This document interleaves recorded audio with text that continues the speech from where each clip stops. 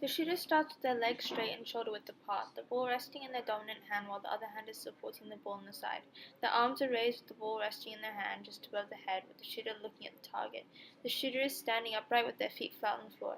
As the shooter prepares to shoot, they keep their upper body straight while bending their knees, making sure they stay looking at the target. As they reach their lowest point, their arms create a 90-degree angle. When the shooter begins to execute the shot, they straighten their legs and arms while keeping the ball. When the ball is released, the shooter should be on the balls of their feet. As the ball leaves their hands, the wrist flicks forward, which creates spin on the ball, helping to control it and allowing for it to be more likely to go in. Once the ball has left the shooter's hands, they bring their arms down and back to their sides, while they come down from the balls of their feet and become flat-footed again with their legs straight. The knee is composed of two major joints. It is the tibial forearm joint, which connects the femur to the tibia, and the patellofemoral joint, which connects the kneecap to the femur. These two joints work together to create a hinge joint, which allows for the knee flexion and extension to occur.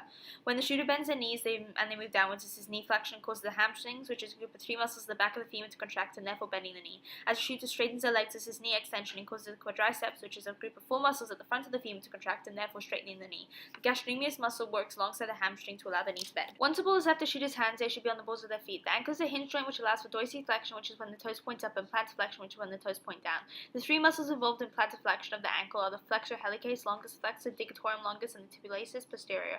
Plantarflexion occurs at the end of the skill when the shooter is on the balls of their feet, as the calcaneus is raised off the floor, which is a rest of the foot bending away from the tibia into the ground and therefore causing elevation of the player.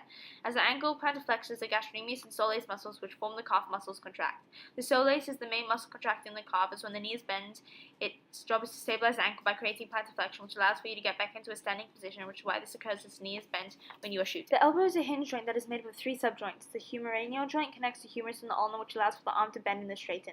The humeradial joint connects the humerus and the radius. It allows for the arm to flex and extend and aid in supination, which is when the palm is facing upwards, and pronation, which is when the palm is facing down.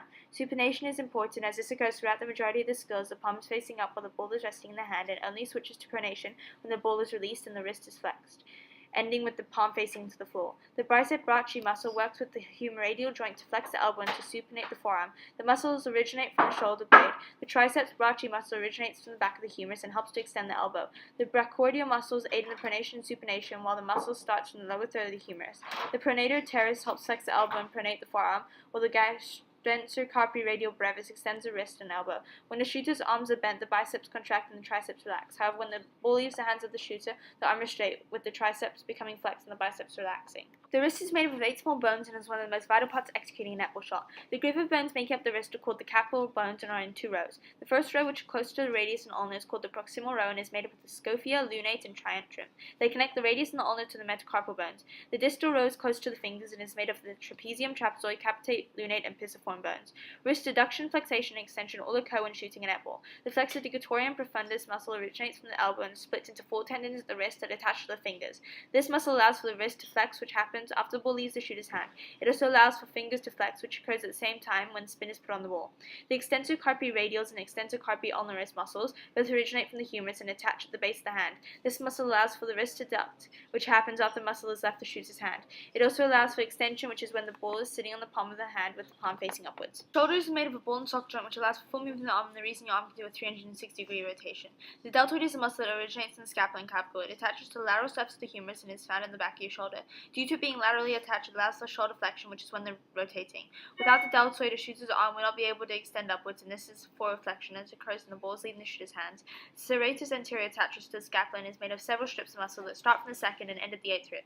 This muscle allows for the arm to be elevated, which is vital as for the majority of the time when shooting, the arm is elevated. Finally, the pectoral major starts at the clavicle and sternum and allows for adduction and rotation of the upper arm. Transverse adduction occurs when the arm is at a 90-degree angle. Without this, it would be nearly impossible to execute a netball shot. 3 spinal muscles called the spinalis longimus and ilicotilis work with the obliques and abdominals to stabilize the body and hold it upright, and these muscles aid in balance. The obliques and rectus abdominals contract to create a firm and stable foundation, which occurs all throughout a netball shot, when standing upright, when bending the knees and having an upright upper body, and even when the skill is over, the muscles are all still at work, as even when just standing, the muscles work together to allow you to do so. Shot in netball is predominantly an open skill, as the environment is constantly changing, and the environment needs to be adapted as the distance in which the shot is taken from changes, and the defense tactics also change. It is a partially closed skill, as the same movement is performed by the same shooter for a large majority of the time. Shooting is an internally paced skill, as even though there is a time restriction, the shooter decides when to release the ball and controls the rate in which a skill is executed. It is a discrete skill as it has a clear beginning when the ball is bounced on the palm of the hand above the head, and a clear ending when the ball is left the shooter's hand and either goes in or rebounds. Performing a shot in netball predominantly involves gross motor skills such as the bending and straightening of the knees and elbows, the extension and rotation of the shoulder, and movement of the wrists and ankles. Fine motor skills rarely appear, but an example is when the fingers flick, which creates spin on the ball.